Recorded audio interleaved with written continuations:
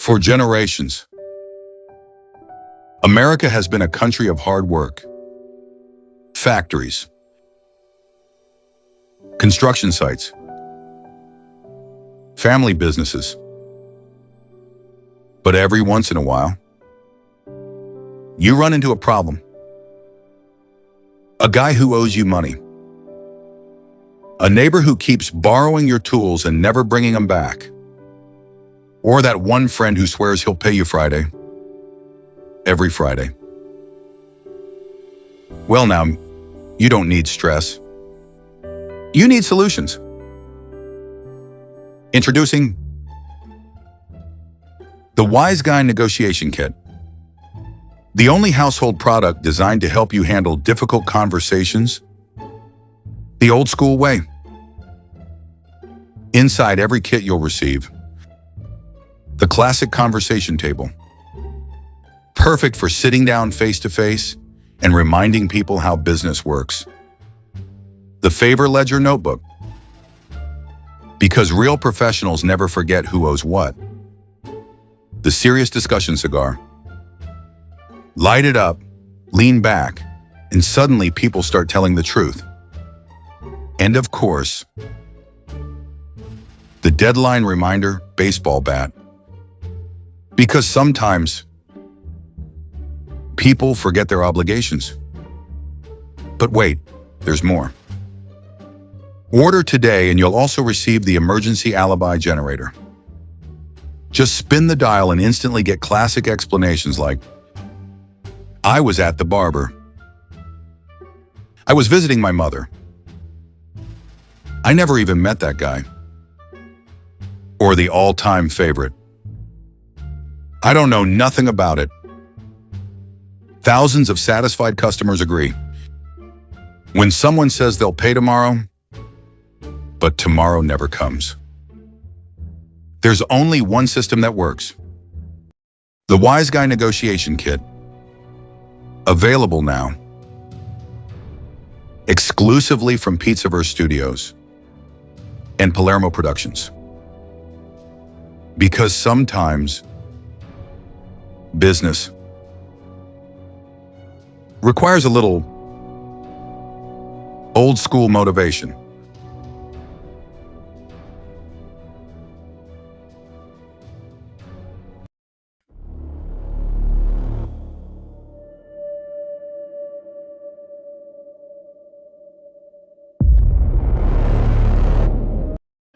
Pizzaverse Studios presents a Palermo production. The Pink Bedroom Slaying, Hollywood, the Mob, and the Night the Illusion Broke. Written by Bambi Palermo. Narrated by Vincent DiPrio. Hollywood is built on illusion. Carefully constructed images, manufactured personalities, lives that appear flawless from the outside. But illusion requires maintenance. And sometimes something slips. A scream behind a closed door. A threat whispered too loud. A man who forgets he's not untouchable. Because behind the golden glow of Hollywood's biggest stars, there was always another system running underneath. One built on power, control, fear. And when those two worlds collide, the fantasy and the reality, something breaks. On April 4th, 1958, it broke violently. The blood on the carpet. Hollywood is built on illusions, but the blood on Lana Turner's carpet was real. To the world, Lana Turner was an untouchable saint, but behind closed bedroom doors, she was a battered woman at the hands of Johnny Stompanato, a violent parasite orbiting mob boss Mickey Cohen. He didn't just want to possess her, he wanted to crush her. He threatened to disfigure her million-dollar face, to turn a beauty icon into something no one would dare look at. But the arrogant gangster made a fatal mistake. he failed to see the cold butcher's knife in the hands of a 14-year-old girl waiting in the shadows. This is the stark truth of the pink bedroom slaying, the night Hollywood's glamour was drowned in blood. The house itself was quiet that night, a Beverly Hills home, elegant, controlled, curated like everything else in Lana Turner's life. From the outside, it looked like success. Inside, it was a pressure cooker. Every room held tension. Every hallway carried echoes of arguments, threats, fear that had been building for months. And on that night, it finally detonated. Where it really began. The road to Johnny Stompanato's death didn't begin in 1958. It began in 1933, when the repeal of Prohibition forced the mafia to find a new cash cow. They looked west and found Hollywood. By the late 1940s, the mob hadn't just visited the film industry. They had embedded themselves in it, turning movie production into a machine for laundering money. Studio moguls accepted this corruption, trading favors for muscle. This was the ecosystem that created Johnny Stompanato. Hollywood needed protection. The mob needed legitimacy. It was a perfect arrangement. Money moved quietly. Influence moved even quieter. And in that environment, men like Johnny didn't just exist. They thrived. The target. He was a low-level operator in a world that treated women like Lana Turner not as people, but as assets.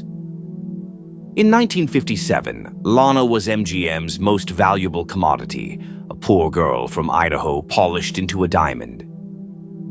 But the system that built her also broke her. She was wealthy, yet deeply insecure, constantly searching for validation. She was a target. Enter Johnny Stompanato. Hollywood didn't protect women like Lana. It displayed them, packaged them, sold them. And when someone like Johnny came along, there was no system in place to stop him. The predator. Johnny wasn't unique. That's the scary part. He was a product of a system that rewarded intimidation over integrity and proximity to power over actual power. A man like that doesn't just want access. He wants control. The trap. Predators don't announce themselves. They adapt. They mirror what you want until you trust them. And by the time you realize what they are, you're already in too deep. The cage. Fear like that doesn't leave marks the public can see. It doesn't show up in photographs, but it controls everything. Every decision, every movement, every breath. London. For a moment, the illusion flipped. Johnny wasn't the strongest man in the room anymore. And when a man like that loses control, he doesn't walk away. He comes back worse. The final threat. Threatening Lana was one thing. Threatening her daughter, that crossed a line that couldn't be walked back. Good Friday. There's a moment in every violent situation where everything slows down, where someone decides, this ends now. The knife. No hesitation. No warning. Just action. The end. Johnny Stompanato spent his life trying to feel powerful. And in the end, he died powerless. The aftermath. The system didn't save Lana. The courts didn't stop Johnny. The industry didn't protect her. In the end, it came down to a 14-year-old girl with a knife. Hollywood kept moving. It always does. New headlines, new scandals, new stars. The machine doesn't stop. But stories like this, they leave something behind. A crack in the illusion. A reminder that behind every perfect image, there might be something much darker. If you want the real stories, the ones they don't put in the headlines, subscribe. Welcome to the Pizzaverse. Thanks for watching. This is the Pizzaverse. We don't rewrite history. We excavate it. Lana Turner. This is what Hollywood sold to the world: perfection. Soft lighting, flawless face, controlled image. That image, that was the illusion.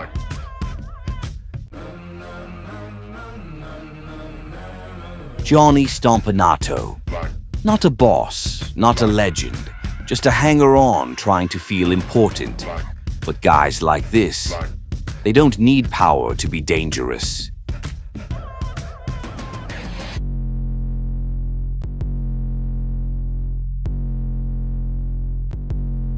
Cheryl Crane, 14 years old, not a cop, not a bodyguard, not the system, a kid, and she's the one who stopped it.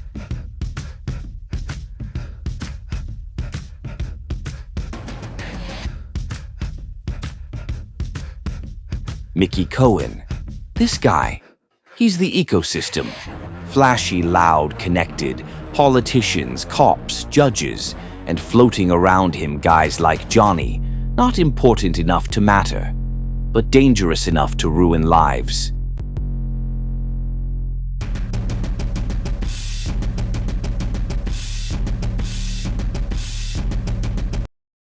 Sungrown's executive order: olive oil.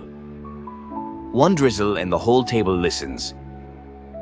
He ain't just running the Pizzaverse, he's feeding it. Straight from the president's private stash comes Sungrown's executive order: olive oil. Cold-pressed, first cut, and slicker than a backroom deal in City Hall. Features: presidential grade, pressed from olives grown under 24/7 protection contracts. Flavor with power, makes any dish taste like a vote in your favor. Cabinet approved. Every capo in the room swears by it, or else. Frank Pecoraro. I dipped bread in it, and suddenly I was running a casino in Vegas. Admiral Impeach. Too smooth. I used it to grease submarine gears and salad greens. Worked perfect both ways. Lopez. Confiscated a bottle once. Had to return it. Couldn't stop cooking with it. Special offer. Order now, and Sungrown throws in a presidential breadstick pen. Sign laws, then dip them in the sauce. Sungrown's executive order: olive oil. Taste the power, respect the office.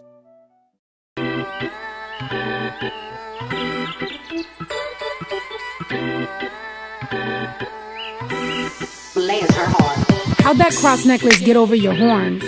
You know the saying, I bet you be sweating like a whore in church, spending too much time, try to hide behind the Bible. Get in front of it, find out that Jesus was a foreigner. Virgin Mary, you would've deported her. Not before your husband found out she was a minor, he'd have ordered her. Him and his buddies would've recorded her, transported her, extorted her, and then sent her to the coroner. You don't get to pray for me. You won't bless your heart out of this one. I know that your hate runs deep. God is probably tired of getting name dropped by fake Christians. You don't get to pray for me. You won't bless your heart out of this one.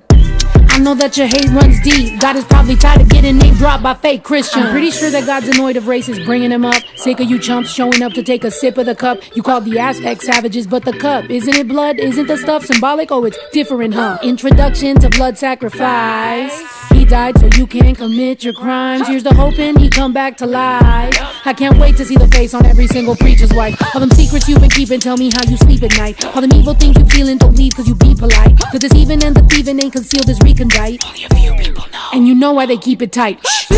You don't get to pray for me. You won't bless your heart out of this one. I know that your hate runs deep. God is probably tired of getting name dropped by fake Christians. You don't get to pray for me. You won't bless your heart out of this one. I know that your hate runs deep. God is probably tired of getting name dropped by fake Christians. Weaponized all of it, don't know what a proverb is. Cherry picking Bible scripts, oh my God. Arrogance, lying in the Lord names ain't honoring. Pride leading the blind again, oh my God. You must be drunk off the blood of Christ. Or maybe you just back hitting the hooch again. Or back to cosplaying a hooligan. The grift, the cross, to get the dollars like what? Now you forgot where you and your hoochie been? You don't get to pray for me. You won't bless your heart out of this one. I know that your hate runs deep. God is probably tired of getting name dropped by fake Christians. You don't get to pray for me. You won't bless your heart out of this one. I know that your hate runs deep. God is probably tired of getting name dropped by fake Christians.